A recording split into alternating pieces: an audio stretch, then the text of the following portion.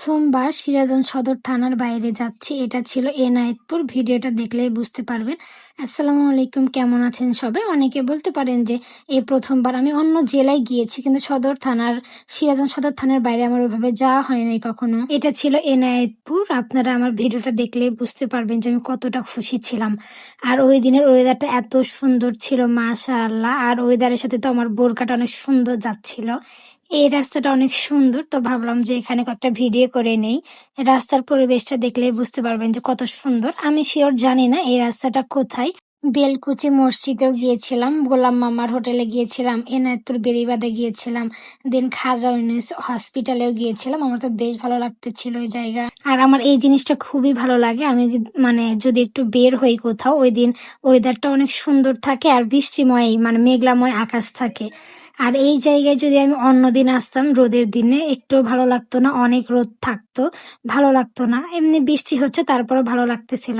তারপর আমি এখানে বেলকুচি একটা জায়গায় দাঁড়িয়েছিলাম। আমি মানে জানি না এই জায়গাটা কোথায়, পরে বসে এরকম ভাবে বৃষ্টি উপভোগ করতেছিলাম। এমনি প্রচন্ড বৃষ্টি ছিল।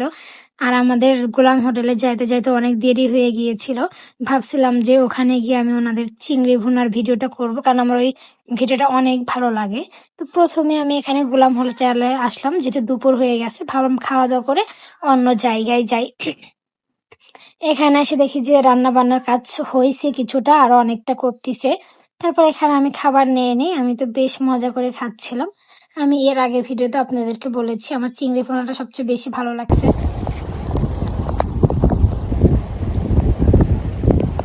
এটা হচ্ছে সিরাজগঞ্জ এনায়েতপুর বেড়িবাঁধ। দেখো কি সুন্দর। তার মধ্যে এখন বৃষ্টি নামতেছে, কেউ নাই, মানে একদম অন্যরকম সুন্দর লাগতেছে পরিবেশ। আপনারা হয়তো সাউন্ড শুনে বুঝতে পারছেন যে কত সুন্দর ওয়েদার ছিল, আর অনেক বাতাস ছিল। আমার তো এরকম পরিবেশ অনেক ভালো লাগে। তারপর ছিল না লোকজন, আমার তো বেশ মজা লাগতেছিল। ওখানে ঘুরে আমি চলে আসি খাজা ইউনুসে। এই জায়গাটা আমার কাছে অনেক ভালো লাগছে। আমি আপনাদেরকে আগের ভিডিওতে বলছি যে আমার মনে হচ্ছিল যেটা আমি কোথাও নতুন একটা জায়গায় চলে আসছি। এত সুন্দর পরিষ্কার একটা জায়গায়, পুরো এরিয়াটাই অনেক সুন্দর। আর এখানে যেহেতু বাইরের দেশের কিছু ডক্টর নার্স ছিল, বেশ ভালো লাগতেছিল। আর যেহেতু বৃষ্টিময় ছিল, বেশি লোকজন ছিল না, ওয়েদারটা অন্যরকম।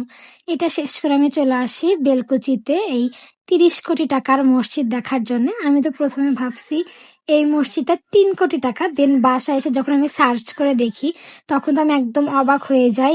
শুনি এটা 30 কোটি টাকার ও বেশি টাকা খরচ করে এই মসজিদটা বানিয়েছে। মাশাল্লাহ মাশাল্লাহ, অনেক সুন্দর কিন্তু মসজিদটা দেখতে। আমি তো পুরো মসজিদ ঘুরে ঘুরে দেখতেছিলাম। তারপরে এই কয়েকটা জায়গায় ঘুরে বাসায় চলে আসি। আজকের দিনটা তো আমার কাছে আলহামদুলিল্লাহ অনেক ভালো কেটেছে। অনেক। আপনাদের কেমন লাগলো আমার ভিডিওটা অবশ্যই কমেন্টে জানিয়ে যাবেন।